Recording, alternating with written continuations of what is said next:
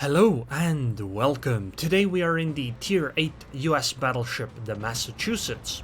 This is a match from the ranked sprint season that ended this week.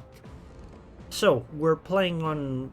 Actually, I have no idea what this map is. I really like this map, however, this time my team decided to go towards the western side, which I find quite unusual. Because usually the fight ends up on the eastern side between the many islands, and I kind of prefer that because you can actually utilize those islands to engage, disengage, and all kinds of other things.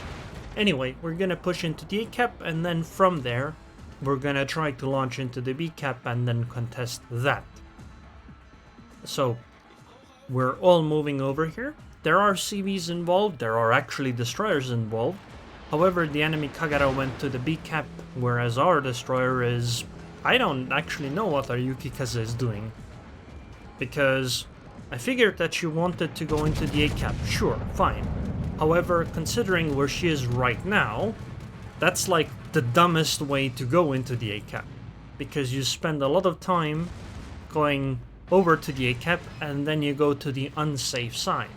You see where Yukikaze is right now, the CV goes and spots her and the enemy team just shoots her.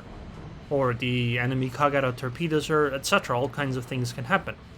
Anyway, I was heading towards the A cap, but I have to slow down behind this island here for a bit, because I was sailing in a straight line for a long time. There's a Kagero in front of me, so there will be torpedoes, and well, there they are. Gee, how unexpected.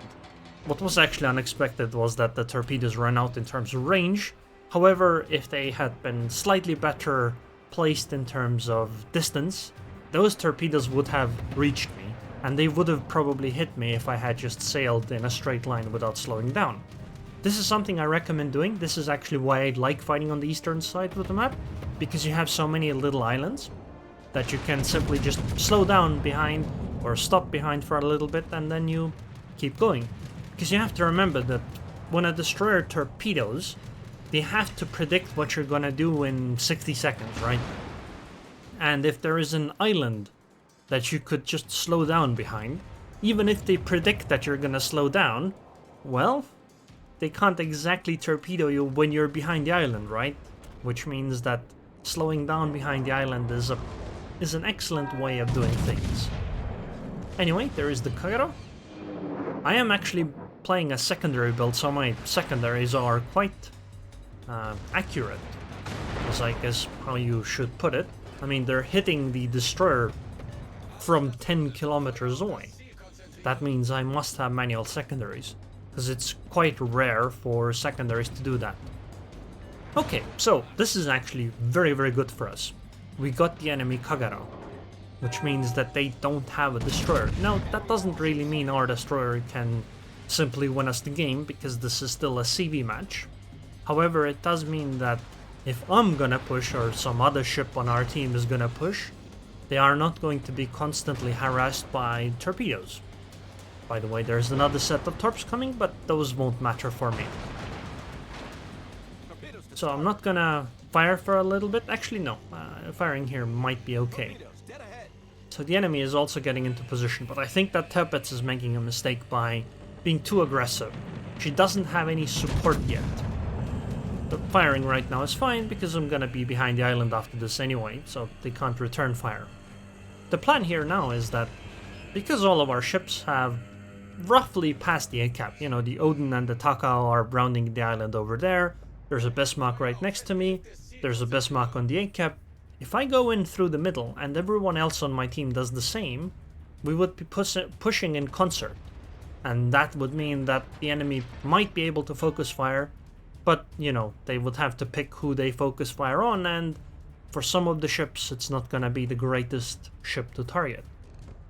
And because we could push in a rather wide area, I think this kind of a push is a very good idea, which is why I tell my teammates that I'm gonna go in, and then I'm gonna do it.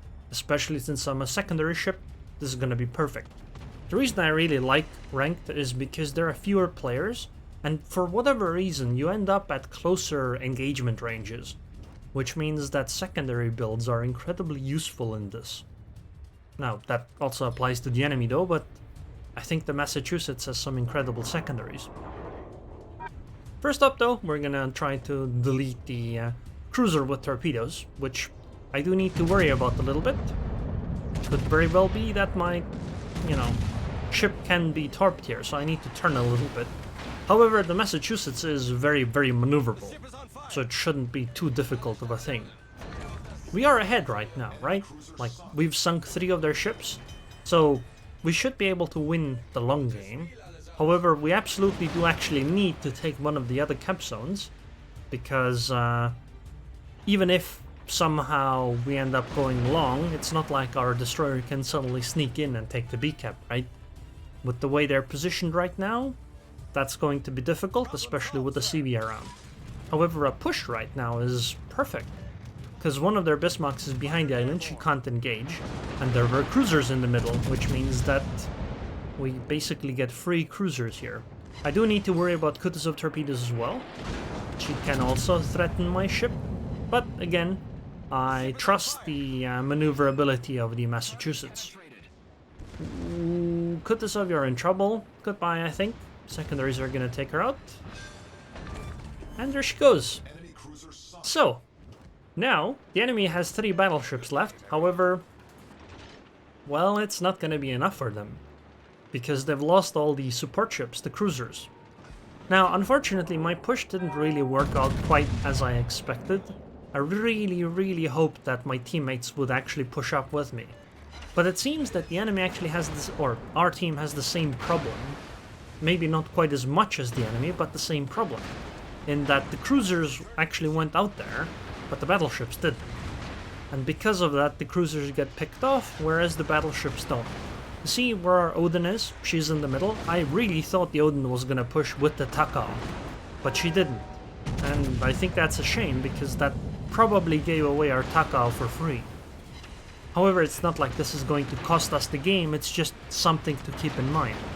Also, the Bismarck that was in the middle, that one went around where the Odin was, and the other Bismarck that was down there ended up coming through the middle. Basically, they really poorly positioned themselves.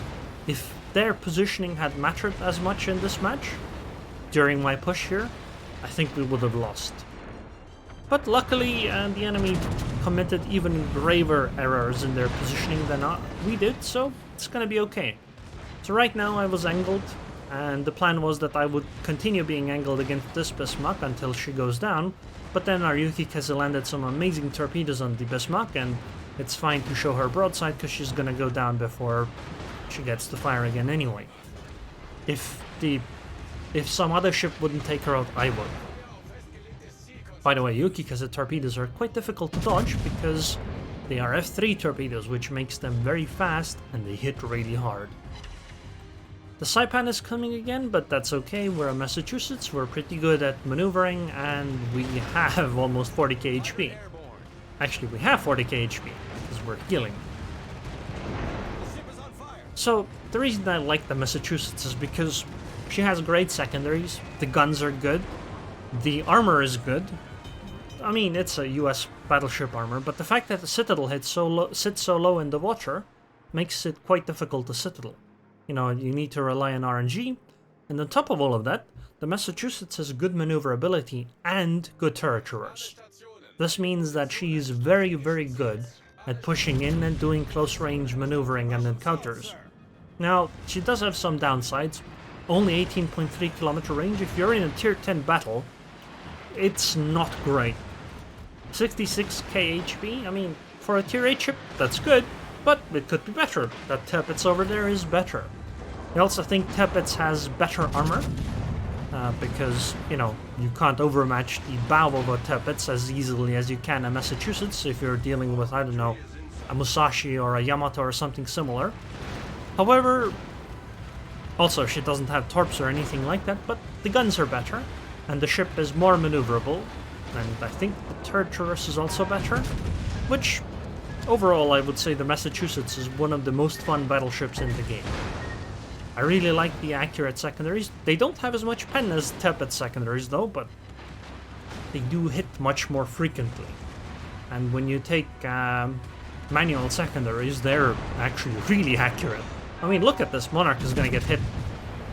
You'll see the target scope, 29, 30, 31, 34, and this is at almost maximum range on the secondaries. It's quite something. I really like these secondaries. Now keep in mind that they don't do much damage. They mostly just set fires. Ooh, that Tippets is low. I guess we'll focus secondaries on her.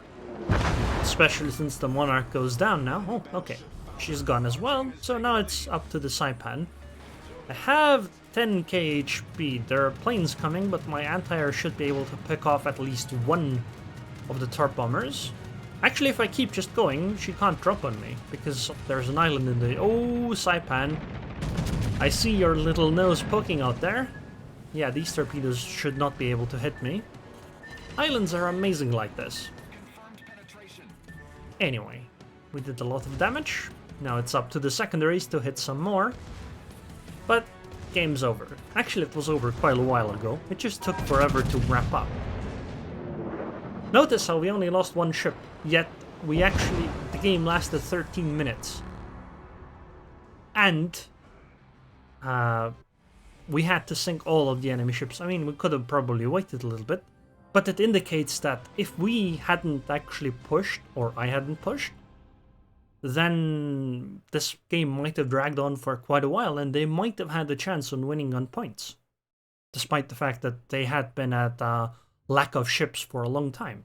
But hey, 176k damage, 2,500 base XP. That's, you know, it's unusual. And I think if I hadn't been the way I was in this match, this might have been a real game. Fortunately though, I was in this match, so I just got some easy XP. Sank 2 ships with secondaries. That's not something that happens every day. But hey, while the secondaries might not have great pen, you don't need great pen to deal damage to superstructures. 31k damage with the secondaries. That's actually more than I expected. But, you know, we did hit cruisers quite a lot with these. Anyways, I hope you guys enjoyed this video. I would like to thank the patrons on Patreon. Thank you very much for your continued support, and I hope I'll see you guys next time.